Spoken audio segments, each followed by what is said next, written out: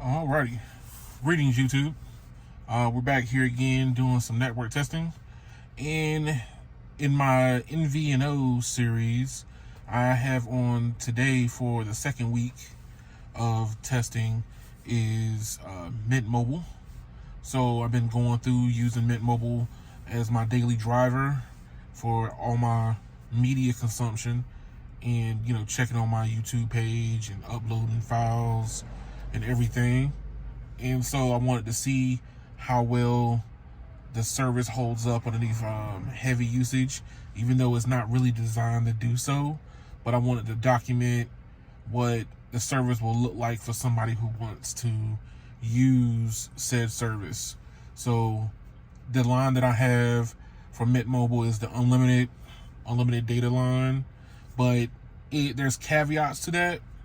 Is unlimited data up to about 30, maybe 35 gigs. I think maybe the word is just 40, but then it hard throttles you.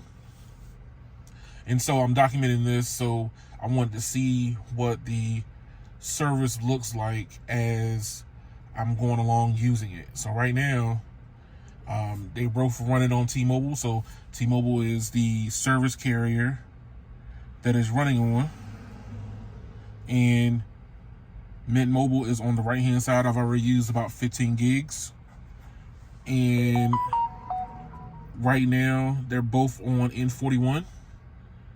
And let's see, are they carrier aggregating the same? Another 50 megahertz of N41. Yeah, they are, but they're not carrier aggregating directly the same. I think this is band 66, and that one was band 2, I think. Yeah, band 2, 15 megahertz. What's the... Okay, so they flipped it. This is the primary band for band 2, and that was using the secondary band for band 2. So they are obviously doing different things on the network. So let's see what the performance looks like. I want to pull this up.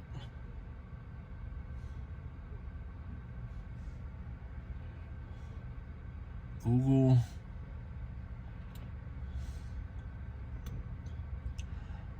All right, so speed test.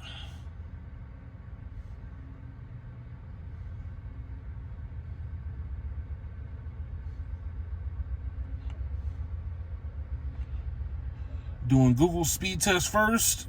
Fat fingers. Do them separately first.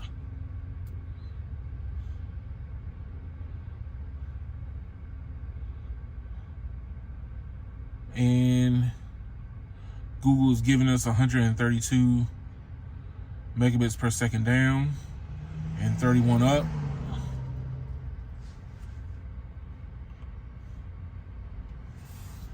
And this one is far less. I have noticed the performance degradation between the two. So I do have a T-Mobile line that's on esim on this line, and the Mint Mobile line on this line is esim too. But as you can see, they start getting a little wonky. From our first week, they were almost identically the same, but as I've been using more data, I've noticed the performance difference between the two has started to gradually get wider. So as you can see here, that's 17 milliseconds. This one is 33, but it could come from the fact that they're pulling from different servers. As you can see, this is pulling from Atlanta server. This is pulling from Washington, D.C.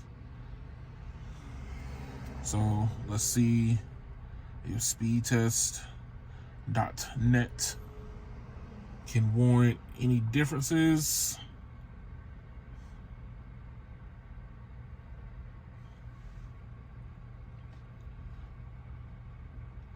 Here we go. Remember, T-Mobile is on the left, and Mint Mobile is on the right. Get that a little bit more centered. So 268.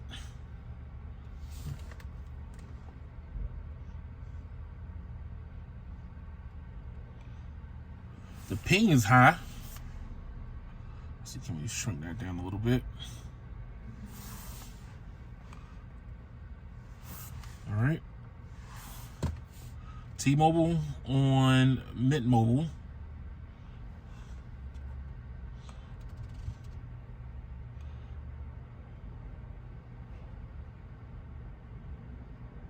The Mint Mobile on this one is pulling a little bit better than the T-Mobile line.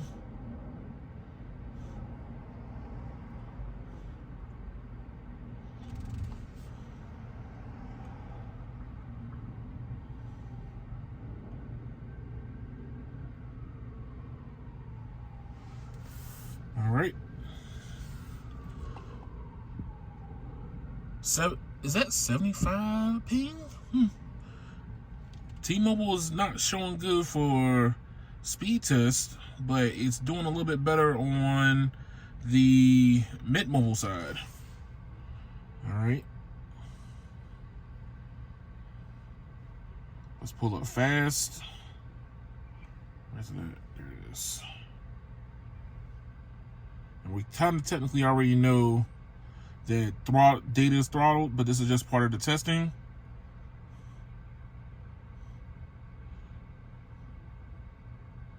I gotta do a search.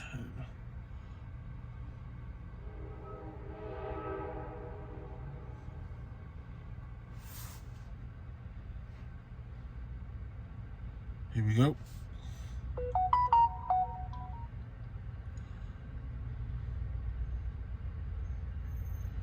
I have noticed that my notifications come in a little delayed on the Mint Mobile side during the course of the day. At this point, they're running side by side, but in daily usage, I will receive like a tweet sooner on my T-Mobile line than I would my Mint Mobile line.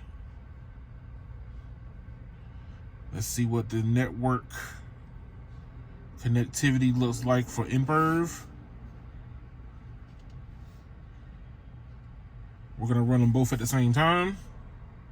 3, 2, 1, go.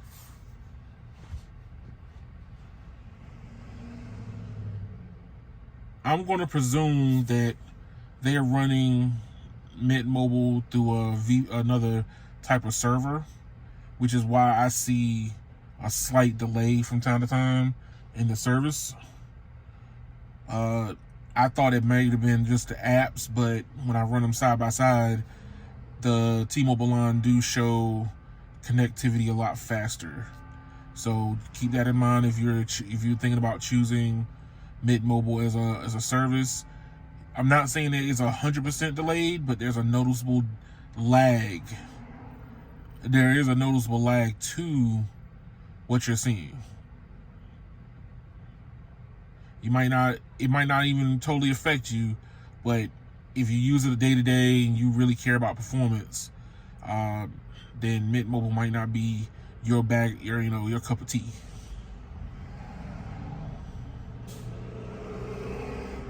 So as you can see, 360p is already done for T-Mobile. 360p just finished for Mint. 720p is already done for T-Mobile. Mint Mobile is just now finishing the 720p. And now we're getting ready to come to the 1080p. So here, 330 down, 41 up, 36 millisecond ping. Browsing and streaming very good for T-Mobile. This is what I normally see on a daily basis. And Mint Mobile, 183 down, 45 up. Because I ran these both at the same time, the T-Mobile line took precedence in an 85 millisecond ping. So they are running on a delayed, more delayed service. The browsing and streaming are not as good, but that's due to the fact that the video is capped at like 480p. So you're getting like 1.3 megs per second. All right, so let's see what happens when we download again. PUBG. And we're going to pull over the network in 3, 2, 1, go.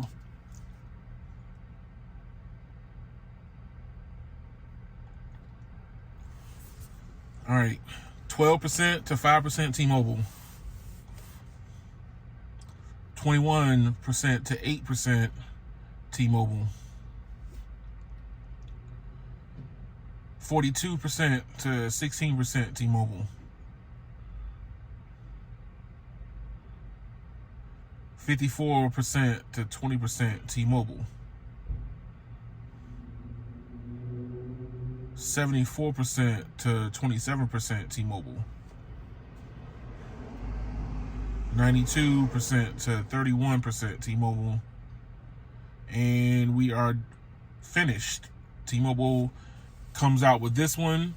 They didn't show up very good on my first video, but they obviously showed that they are the parent network of Mint Mobile this service go around. I'm at 15 gigs currently, probably more due to this test. So the next week we're going to keep checking until the month is done. Remember, the Mint Mobile line that I'm using is unlimited data up to about, I say 40 gigs from what the verbiage says. And then it's also $15 a month. I had to pay 3 months up front. So it came out to $45 for 3 months of service. So if you're looking for a affordable setup, Mint Mobile might be it for you. But thank y'all for watching. Like, share, and subscribe to the video. I greatly appreciate it. And, leave your comments below. Tell me what you think. This is week number 2 of my testing. I got 2 more weeks to go. And I want to see what's going to happen when we finally hit past that 40 gig mark, what the data is going to end up looking like. But thank y'all, and y'all have a good one.